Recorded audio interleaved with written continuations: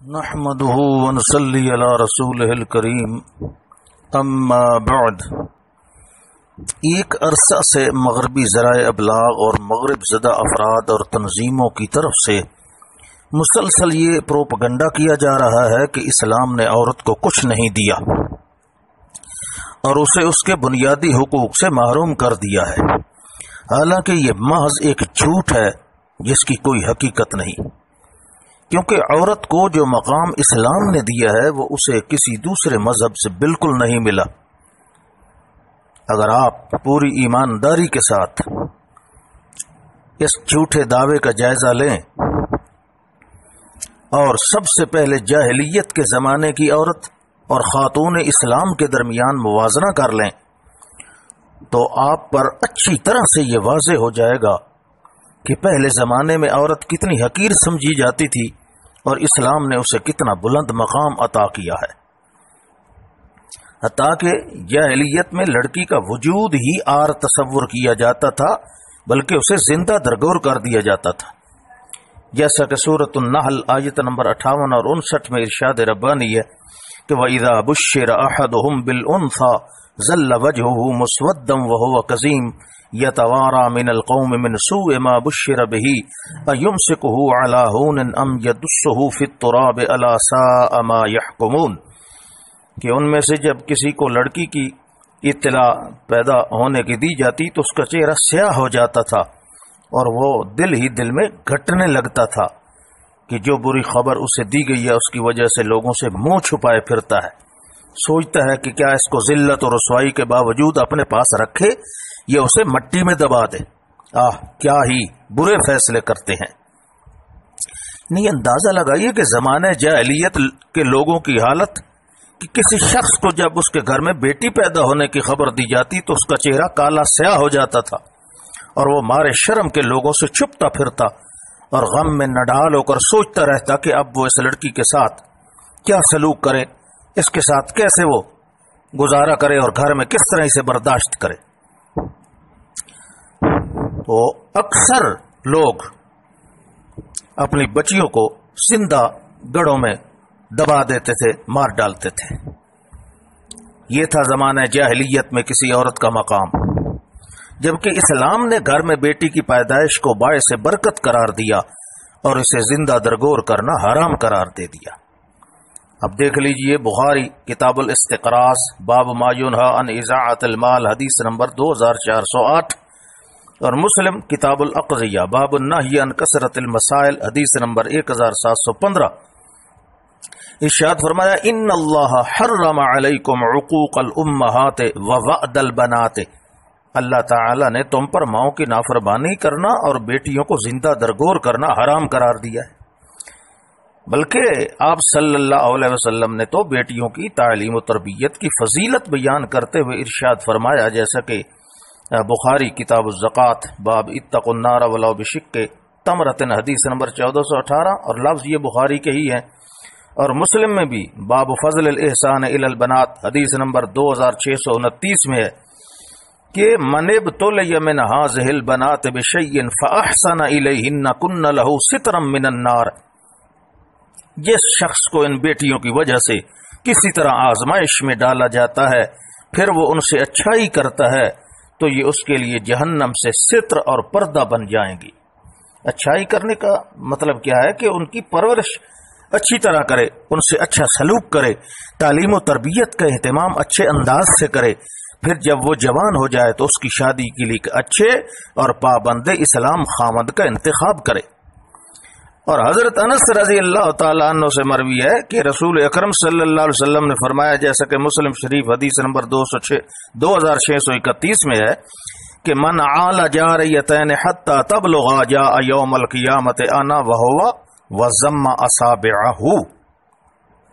جو شخص دو لڑکیوں کی پرورش کرے یہاں تک کہ وہ بالغ ہو جائیں تو وہ اور میں قیامت کے دن ایسے ہوں گے جیسی میری یہ دو انگلیاں۔ اور سنن ترمذی میں تو اس روایت کے الفاظ یہ ہیں جیسا کہ الترمذی کتاب البر والصلہ باب ما جاء فی النفقۃ علی البنات حدیث نمبر 1914 میں ہے کہ من آل جاریتین دخلت انا وهو الجنۃ کہاتین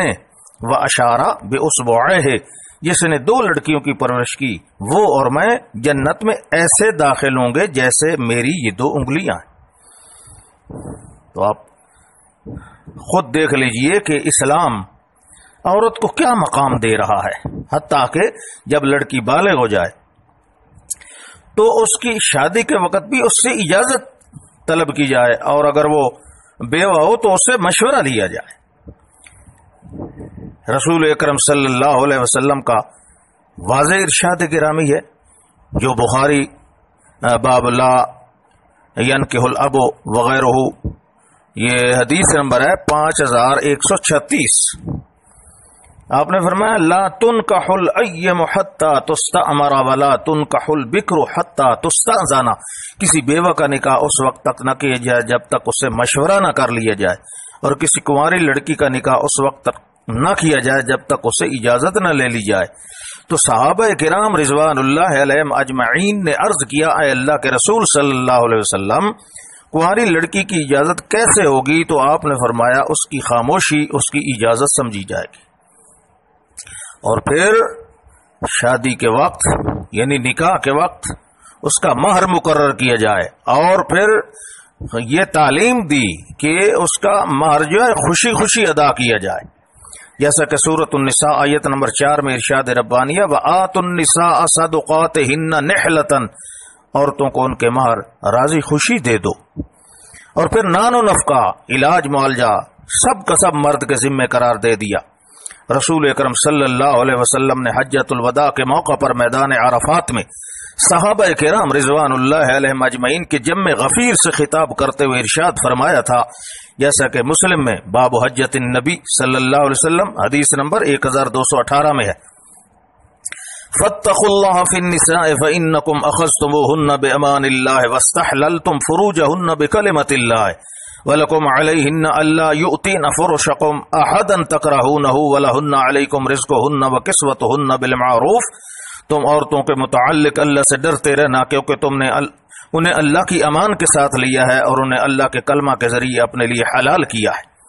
اور تمہارا ان پر حق یہ ہے کہ وہ تمہارے بستروں پر کسی ایسے شخص کو نہ آنے دیں جنہیں تم ناپسند کرو، اور ان کا تم پر حق یہ ہے کہ تم انہیں معروف طریقے کے مطابق کھانا اور لباس مہیا کرو گھر بیٹھے، یعنی انہیں کوئی کسی قسم کی محنت کرنے کی بھی کوئی ضرورت نہیں ہے، وہ اپنے گھر میں بیٹھے 4 دیواری میں محفوظ ہو کر بیٹھے، اور وہیں ان کو نان و نفقہ علاج معالجہ سب سہولتیں بہم پہنچائی جائیں۔ اور پھر سورۃ النساء آیت نمبر 19 میں ارشاد خدا بندی بھی ہے کہ وَعَاشِرُهُنَّ بِالْمَعْرُوفِ فَإِنْ كَرِهْتُمُوهُنَّ فَعَسَىٰ أَن تَكْرَهُوا شَيْئًا وَيَجْعَلَ اللَّهُ فِيهِ خَيْرًا كَثِيرًا، اور ان کے ساتھ اچھے طریقے سے بود و باش رہائش رکھو، اگر تم انہیں پسند کرو، لیکن این ممکن ہے کہ تم کسی چیز کو برا جانو اور اللہ تعالیٰ اس میں بہت سی بلائی رکھ دے۔ اور آپ کا ارشاد گرامی بھی ہے جو ترمذی میں ہے، باب فضل ازواج النبی صلی اللہ علیہ وسلم حدیث نمبر 3895، اور ابن ماجہ میں بھی حدیث نمبر 1977، اور ابن حبان میں بھی ہے کہ رسول اللہ صلی اللہ علیہ وسلم نے ارشاد فرمایا خیرکم خیرکم لأہلہ وانا خیرکم لأہلی، کہ تم میں سے بہتر شخص وہ ہے جو اپنے اہل کے لیے بہتر ہے، اور میں تم سب کی نسبت اپنے اہل کے لیے بہتر ہوں۔ اسی طرح سورۃ البقرہ آیت نمبر 228 میں بھی عورتوں کے حقوق بیان کیے مردوں کی طرح، فرمایا وَلَهُنَّ مِثْلُ الَّذِي عَلَيْهِنَّ بِالْمَعْرُوفِ وَلِلرِّجَالِ عَلَيْهِنَّ دَرَجَةً، اور معروف طریقے کے مطابق عورتوں کے بھی ویسے ہی حق ہیں جیسے ان پر مردوں کے ہیں، ہاں مردوں کو 1 گنا عورتوں پر فضیلت حاصل ہے، اور اگر 1 سے زیادہ بیویاں ہوں تو ان میں عدل و انصاف کا حکم بھی دیا گیا ہے۔ فَإِنْ خِفْتُمْ أَلَّا تَعْدِلُوا فَوَاحِدَةً أَوْ مَا مَلَكَتْ أَيْمَانُكُمْ ذَلِكَ أَدْنَىٰ أَلَّا تَعُولُوا، سورۃ النساء آیت نمبر 3، یعنی اگر تمہیں یہ خوف ہو کہ تم ان میں عدل و انصاف نہ کر سکو گے تو 1 ہی کافی ہے، یہ تمہاری ملکیت کی لونڈی پھر، یعنی دوسری آزاد عورت کے ساتھ شادی نہ کرو، یہ اس اعتبار سے زیادہ مناسب ہے کہ تم بے انصافی کے مرتکب نہیں ہوگے۔ تو اب دیکھ لیجئے کہ قرآن مقدس اور احادیث رسول اللہ صلی اللہ علیہ وسلم جو ہم نے مختصر طور پر ذکر کیا ہے، ان کو بھی اپنے سامنے رکھیں اور دوسری جانب زمانہ جاہلیت کی عورت کی حالت کو بھی مد نظر رکھیں، تو اس سے بخوبی اندازہ ہو جاتا ہے کہ اسلام نے عورت کو معاشرے میں کتنا بڑا مقام دیا ہے اور اس کی کس طرح سے تکریم اور عزت افزائی کی ہے۔ زمانہ جاہلیت کی عورت تو وراثت کے حق سے بھی محروم تھی۔ زمانہ جاہلیت میں لوگ صرف مردوں کو وراثت کا حقدار سمجھتے تھے، عورتوں اور بچوں کو اس سے محروم رکھا جاتا تھا۔ لیکن دیکھیے اسلام نے کیا کیا ہے۔ سورۃ النساء آیت نمبر 7 میں ارشاد ربانی ہے، وَلِلرِّجَالِ نَصِيبٌ مِّمَّا تَرَكَ الْوَالِدَانِ وَالْأَقْرَبُونَ وَلِلنِّسَاءِ نَصِيبٌ مِّمَّا تَرَكَ الْوَالِدَانِ وَالْأَقْرَبُونَ مِمَّا قَلَّ مِنْهُ أَوْ كَثُرَ نَصِيبًا مَّفْرُوضًا، کہ والدین اور قریبی رشتہ دار جو مال چھوڑ جائیں ان میں مردوں کو بھی حصہ ہے اور ان میں عورتوں کو بھی حصہ ہوتا ہے، چاہے مال تھوڑا ہو یا زیادہ، یہ حصے اللہ کی طرف سے مقرر کر دیے گئے ہیں۔ تو اسلام نے عورت کو وراثت کا حقدار قرار دیا۔ اسی طرح زمانہ جاہلیت میں ایک بیٹا اپنے باپ کی وفات کے بعد جو اس کی سوتیلی مائیں ہوتی تھیں ان سے وہ نکاح کر لیتا تھا، اپنے قبضے میں لے لیتا تھا، جبکہ اسلام نے اسے حرام قرار دے دیا اور اسے غضب کا موجب اور بدترین شیوہ قرار دیا۔ سورۃ النساء آیت نمبر 22 میں ارشاد فرمایا، وَلَا تَنْكِحُوا مَا نَكَحَ آبَاؤُكُم مِّنَ النِّسَاءِ إِلَّا مَا قَدْ سَلَفَ إِنَّهُ كَانَ فَاحِشَةً وَمَقْتًا وَسَاءَ سَبِيلًا، اور ان عورتوں سے نکاح مت کرو جن سے تمہارے باپوں نے نکاح کیا ہے مگر جو گزر چکا ہے، یہ بے حیائی کا کام ہے، بغض کا سبب اور بڑی بری راہ ہے۔ تو یہ بھی اسلام میں عورت کی تقریم کی ایک واضح دلیل ہے۔ اسی طرح اسلام نے زمانہ جاہلیت میں جو دو بہنوں سے بیک وقت نکاح کرنا درست سمجھا جا رہا تھا، اسلام نے اسے حرام قرار دے دیا، کیونکہ اس طرح دو بہنوں میں مستقل مخاصمت، عداوت اور بغض و دشمنی پیدا ہو جاتی تھی۔ فرمایا سورۃ النساء آیت نمبر 23 میں کہ وَأَن تَجْمَعُوا بَيْنَ الْأُخْتَيْنِ إِلَّا مَا قَدْ سَلَفَ، کہ تم پر یہ حرام قرار دے دیا گیا ہے کہ تم دو بہنوں کو ایک شخص کے نکاح میں بیک وقت جمع کرو، الا یہ کہ جو عہد جاہلیت میں گزر چکا ہے۔ ایک اور انداز دیکھیے اسلام کا کہ زمانہ جاہلیت میں عورت کے مخصوص ایام شروع ہوتے تو اسے بالکل الگ تھلگ کر دیا جاتا، اس کا خاوند نہ اس کے ساتھ کھاتا پیتا نہ اٹھتا بیٹھتا، بلکہ اس کے کھانے پینے کے برتن بھی الگ کر دیے جاتے تھے۔ لیکن اسلام نے عورت کو کیا مقام دیا؟ اس کے لیے دیکھیے مسلم شریف حدیث نمبر 300، ام المومنین عائشہ صدیقہ رضی اللہ تعالی عنہا بیان فرماتی ہیں کہ میں حیض کی حالت میں ایک برتن سے پانی پیتی، پھر میں وہی بچا ہوا پانی آپ کو دیتی تو آپ بھی اسی بچے ہوئے پانی میں سے نوش فرما لیتے تھے، اور اسی طرح کھانے پینے کے وقت بھی، یعنی میں جس ہڈی سے گوشت توڑتی آپ بھی اسی سے تناول فرماتے تھے، یعنی قطعاً کسی قسم کی کراہت یا ناپاکی کا تصور نہیں کیا جاتا تھا۔ تو جب صحابہ کرام کے سوال کے جواب میں اللہ تعالیٰ نے سورۃ البقرہ آیت نمبر 222 میں یہ جواب دیا کہ وَيَسْأَلُونَكَ عَنِ الْمَحِيضِ قُلْ هُوَ أَذًى فَاعْتَزِلُوا النِّسَاءَ فِي الْمَحِيضِ وَلَا تَقْرَبُوهُنَّ حَتَّى يَطْهُرْنَ، کہ وہ آپ سے حیض کے متعلق سوال کرتے ہیں تو آپ انہیں بتا دیجئے کہ وہ گندگی ہے، لہذا حالت حیض میں عورتوں سے الگ رہو، اور جب تک وہ پاک نہ ہو جائیں ان کے قریب نہ جاؤ۔ تو رسول اللہ صلی اللہ علیہ وسلم نے قریب نہ جانے کی وضاحت فرماتے ہوئے ارشاد فرمایا، مسلم حدیث نمبر 302 میں ہے کہ اصنعوا کل شیء الا النکاح، کہ تم ہم بستری صحبت کے علاوہ سب کچھ کر سکتے ہو، ہاتھ لگانا یا ان سے خدمت کروانا، یعنی وہ کوئی ایسی ناپاک چیز نہیں بن جاتی کہ ان سے بالکل الگ تھلگ ہو جاؤ، یہاں صرف منع کیا گیا ہے تو صحبت اور مجامت سے منع کیا گیا ہے۔ اب سننے والوں کو خوب اندازہ ہو گیا ہوگا کہ اسلام نے عورت کو کتنا اونچا مقام دیا ہے،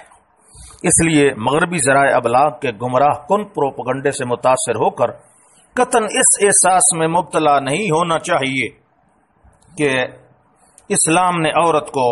محروم کر دیا ہے اور اسلام کو حقوق پوری طرح نہیں دیے ہیں اور اس کے بنیادی حقوق سلب کر لیے ہیں۔ یہ محض ایک افتراء اور جھوٹ ہے۔